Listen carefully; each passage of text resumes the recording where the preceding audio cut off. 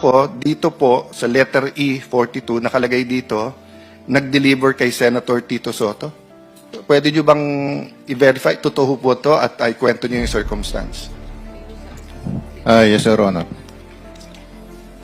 Sige, sir. Yung time na yan, Your Honor, advance team kami, Your Honor. Nauna kami sa area kasi in-advise na kami ng team leader namin na mag-proceed na sa building ni Tito Soto sa Baclaran. So, after lunch, nandun na po kami aboard. Ngayon, nag-aantay kami na dumating sila ni Boss Saldi. Pero nang dumating sila, ngayon, na okay na yung area, nariko na namin. Pagdating nila, ako nag-guide po dun sa baba. Parang may basement sa gilid po. Ngayon, dumiretso yung limo ni Boss, umikot. Tapos nag-drop off.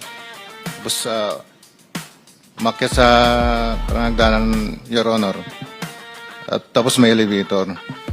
Kasama niya po si A.A. Mark, saka si Paul, saka yung ISO niya po nga si Police Major Dichoso po.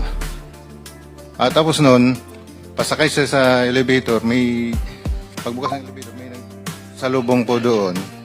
Sumakay sila.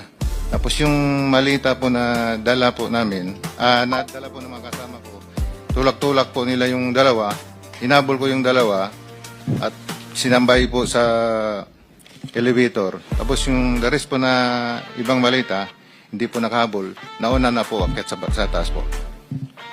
Anong dineliver nyo? Pera? Pera po. Alam mo magkano? Large po, malaki. Large, ang large usually, ang laman ay... 40 to 70 po. So, ilan ang dineliver?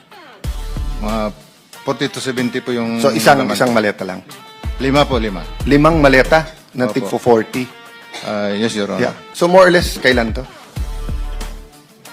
Again, Your Honor. More or less, kailan? Kailan? When?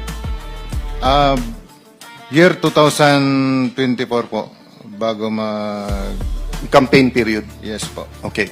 So, kaya ko to tinatanong dahil mabigat sa akin to dahil nga pinaniniwala natin yung Blue Ribbon Committee na pinamunuan ni Senator Lacson, but everyone knows magpartner talaga yan si Senator Tito Soto and Senator Lacson, no? Not partners in business but partners in politics, no? And then